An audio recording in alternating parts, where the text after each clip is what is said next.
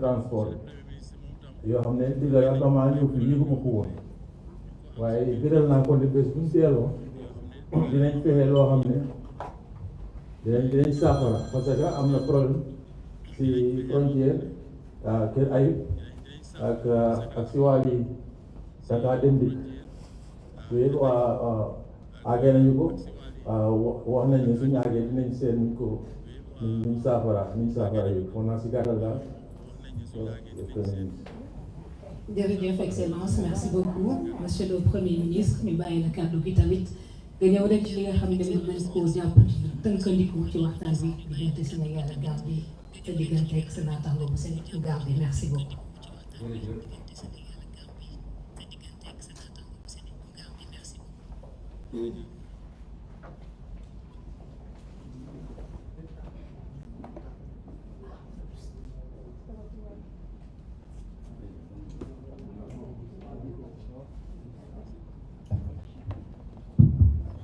Merci beaucoup. Ñu ngi doore suñu wax ci dalal monsieur le vice-président ci dëkkam dañ ko waxee rek te di ko faral di répéter Sénégal ak Gambie benn dëkk démb bi ma koy dalal ci hôtelam ndax ma ne su dul woon protocole bi sax ñun bu ñu génnee fii rek gënu leen ñu miin Dakar mun naa doxi samay soxla kon réew yi ñaari réew yi benn la ñoo bokk ndey ñoo bokk bàyyi li fi jaar ba tàqali ko def ko ñaari réew ñu ñëpp xam ko waaye du loo xam ne lu mun a tënk réew yi la moo tax ci turu son excellence monsieur le président de la république monsieur Bassirou Diomaye Faye ñu leen di dalal yow ak sa délégation bi yëpp di wax ni da ngeen ñu defal teranga bi ngeen bàyyi seen yitte ñëw seet si ànd nag ak délégation bu takk ndax ànd nga ak lu mat ñett wala ñeent ci say ministre ak yeneen collaborateur ñëw def visite 48 heures pour ñu mën a passer en revue li nga xam ne mooy coopération diggante Gambie ak Sénégal ñëpp xam nañ ni la vision du président Diomaye Faye vision panafricaniste la dañu gëm mooy faw rek ñu dajale doole yi fexe ba gën a doon benn moo tax lépp loo xam ne day féewale réewu Afrique yi ñu mënuñ cee ànd te lépp loo xam ne li nga xam ne moom la ñu bokk ci ay ensemble sous-régionaux dina ko tas ñu am nañu cee ànd loo tax bi mu toogee ba léegi gis ngeen jéego yi muy dox ngir li ñu bokk ci CEDEAO ñu fexe ba téye ko bañ mu tasaaroo kuy wax nag kuy essayer dajale nag li la war a njëkk a yitteel mooy sa dëkkandoo bi la gën a jege ndax ku munul ànd ak sa dëkkandoo munoo ànd ak ki gën a sori dëkkandoo bi gën a jege Sénégal nag defe naa mooy Gambie loolu moom yàllaa ko def moo tax faw rek daje yu mel ni di am ñu koy gën a jegeel sax di gën a waxtaan doonte nag coopération bi dëgër na loolu feeñ na ci waxtaan bi dëgër na ci wàllu institution ndax mooy coopération bi gën a élaboré ci niveau niveau institutionnel yi nga xam ne teg nañ ko depuis kuréel bi nga xam ne mooy dajale ñaari président de la république kuréel bi nga xam ne mooy dajale ñaari premier ministre yi wala premier ministre ak vice président bi ba ci commission yi nga xam ne ñoom ñooy saytu accords yi ñuy def defe naa amul benn coopération bu Sénégal seq ak keneen bu gën a élaboré bii kon loolu wane na ni diggante bi dëgër na ba noppi waaye dañuy saa su ne di góorgóorlu di ko gën a defaraat di ko gën a fëddali ndax ni ko sànq vice président waxee yàqkat yi ñoom du ñu noppalu kon waruñoo nelaw ba yandoor saa su ne rek nañu gën di defar di gën a waxtaan ci waxtaan yooyu nag lañu càmbar poñ yi nga xam ne yitteel nañu yitteel na suñu naataango Gambie yéen ñëpp yàgg ngeen dégg ñuy wax bi gouvernement bi toogee ba léegi gis ngeen lu bari ci communiqué conseil des ministres ñuy wax suñu yitte ci àllu Casamance bi particulièrement nga xam ne ñi ngay dagg garab yi di yàq àll bi ba nga xam ne bu ñu ci jógul rek mën na am dina yàq lu bari foofu nag dañ ko seq ak suñuy naataango Gambie ndax ci frontière ba la moo tax waxtaan am solo parce que pour ñu mun koo régler faw rek ñu ànd ci lënkaloo ci ak suñu mbokku Gambie loolu nag ay accord amoon na ci kenn ku ne jël na ci ay résolution dañuy góorgóorlu rek ba gën koo far bañ koo dëgëral ba nga xam ne patrouille mixte yi nga xam dañ ko war a def diggante suñu armée ak armée gambienne diggante suñuy service muy eaux et forêt muy protection civile ak ñeneen ñu ànd ceeg suñu mbokku Gambie ñu gën koo dëgëral wax nañ lu bëri ci ñu jëm ci wàllu déplacement yi transport beeg ñoom seen am nañu ci jot a soulever jëmale ko ci suñu mbokku Gambien yi te xam naa ni dinañ ci def kéem kattan pour solutionner problème yooyu wax nañ lu bëri ci li jëm ci énergie tamit rawatina électricité bi ak nu ñuy échanger suñuy expérience ba nga xam ni li ñu dëgmal mooy beneen compact bu war a ñëw ci MCA bi ñu war koo dugal cette fois-ci muy compact régional bi ñu fexe ba ànd ceeg suñu mbokku Gambie mu doon loo xam ne luy ëmb lépp la loolu it am nay tegtal yi ñu ci joxe pour ñu liggéey ci wàllu institution yi wax nañ jëm ci secrétariat permanent bi nga xam ne moom mu war a doxal dëgg-dëgg mbir mi te ñu gisoon ni xawoon naa taxaw te li ko waraloon bëri na am na tey aspect matériel am na aspect financier am na yeneen aspect waaye gëm naa ni bu ñu jógee ci réunion bi yooyu yëpp soobee yàlla dina jeex ba ñu mën koo joxaat gëddëm dooleel ko lañ ci war a def ñun Sénégal bokk na ci ñi ñu war a nommer te nommer wuñ ko woon boobu ba léegi muy ñetti nit soobee yàlla dinañ ci jël matuwaay yëpp ba nommer leen ñu gën a gaawee yi nga xam ne siège bi Sénégal la war a nekk ñu def ci liñ ci war a def suñu wàll wax nañ ci wàllu napp gi muy lu am solo ndax frontière moom yàlla daf ñoo may ñu am ak Gambie frontière terrestre frontière maritime ak frontière aérienne donc wax nañu ci li jëm ci napp gi muy domaine boo xam ne coopération bi dëgër na lool accord yu ñu signé am na te ministre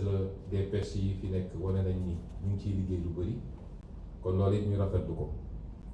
wax nañ lu bëri nag ci li jëm ci formation ak coopération ndax bëri loo xam ne dañ koy partager ak suñu mbokku Gambie ci wàllu formation moo xam ci wàllu formation militaire wàllu formation ci domaine pêche ak yeneen loolu it jël nañu résolution gën koo yaatal yokk ko bu baax a baax parce que bokk na ci liy gën a dëgëral diggante ñaari réew yi nga xam ne nag dafa jëm ci wàllu kaaraange am na lu ci suñu mbokku Gambie jukki ci li nga xam ne seen yitte la dégg nañ ko te soobee yàlla dinañ ci andi ay solution yoo xam ne dinañ ci teg seen bët ñoom ñu nit am na lu ñu yëkkati te li ci ëpp mu ngi jëm ci li ma wax léegi ci bois bi ak yeneen yu mel noonu ñoom it ñu jël ci ay résolution ci gàttal daal dellu rafetlu coopération bi ndax diggante élection son excellence le président Bassirou Diomaye léegi am na yu bëri yu fi xew yoo xam ne ci coopération bi dafa wane solo bi mu am bokk na ci son excellence président Adama Barrow ñëw na Dakar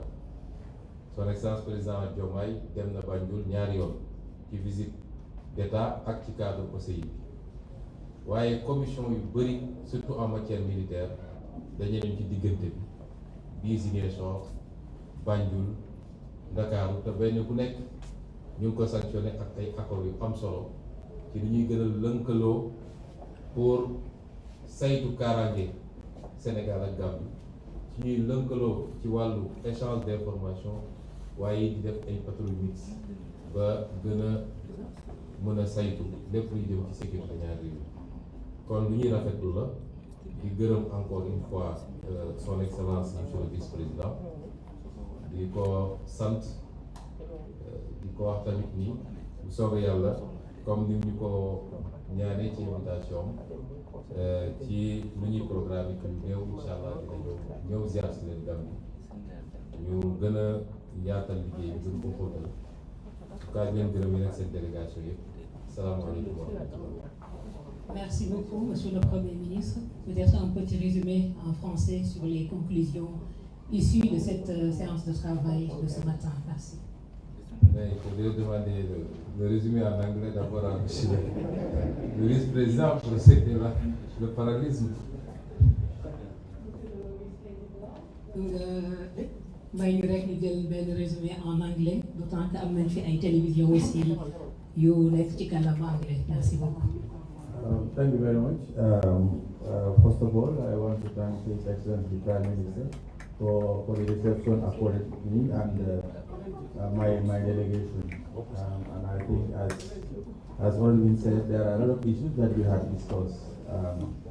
It borders on various issues. For example, we discussed a lot on the issue of the cooperation in terms of fishing, because we share the same marine resources. And as the Honorable Minister of Fisheries of Senegal says, the fish don't know boundaries, so they cross from one boundary to another. And a lot of agreements have been signed, and some issues have been raised during the meeting, and we have concurred and resolved ourselves to actually make sure that some of those agreements are implemented. There have been discussions on the in defense security, for example, the joint patrol. The Honorable Prime Minister has mentioned some of the challenges that we have, particularly in the southern border, our southern border with Senegal, that is the Casamance region. Now, various agreements have been done. Now we are implementing cross-border visits as far as the two armies are concerned, and I think that is very, very positive. We have raised some issues that the Honorable Prime Minister have noted that I think they will take. They have raised the concern of the deforestation of the forest in Casamance, and we have resolved and convinced them that, particularly His Excellency President Adama Barrow has resolved to make sure that, like they said, if there are no buyers, there will be no sellers. So we are making sure that all the agreements are in place to protect the forest cover of Casamance, because protecting the forest cover of Casamance also protects the environment in the Gambia. There have been discussions also in terms of the Millennium Challenge account. Senegal has actually implemented 2 compacts with the American government. Now they are now going into their 3rd compact, which is the regional compact, that is going to concentrate on the blue economy. We have been advised by the administrators of the Millennium Challenge Corporation to initiate discussion with the Senegalese government, and I think it's one of the things that we have discussed, so that Gambia can be included in that regional compact, and we are very happy with the response that we have got from His Excellency the Prime Minister and his team. I think, in short, I mean, there are a lot of other areas that have been discussed. The area of the issue of the Senegal Government Secretariat. This is an institution that was established, the discussion started since 1967, and the institution actually started operation from 1972. But after some time, there were some weaknesses, because that is an institution that is mandated to make follow-ups on top of all of these agreements that we signed between the 2 countries. As His Excellency the Prime Minister said, there were some positions that the Senegalese government were supposed to fill and they have not filled, but they have now committed themselves that after this, in a very short time, some of those vacant positions will be filled, and we make sure that we empower the Secretariat to actually follow up on all the agreements, including those that we have done today. So in short, we want to use this opportunity to thank His Excellency Prime Minister and by extension, extend our gratitude to His Excellency President Bassirou Diomaye Faye for the reception and the hospitality that is accorded to me and my delegation. Thank you, His Excellency. Monsieur le Premier ministre, nous vous retournons la parole pour la déclaration finale en français. Merci beaucoup. Merci beaucoup. Je dois commencer par, au nom du président de la République, son Excellence M. Bassirou Diomaye Faye, souhaiter la bienvenue au nom de tout le gouvernement, évidemment, souhaiter la bienvenue à son Excellence M. le vice-président de la République sœur de Gambie, M. Mohamed Diallo, qui nous a fait l'honneur de conduire une forte délégation composée de plusieurs ministres et de plusieurs chefs d'administration pour une visite de travail,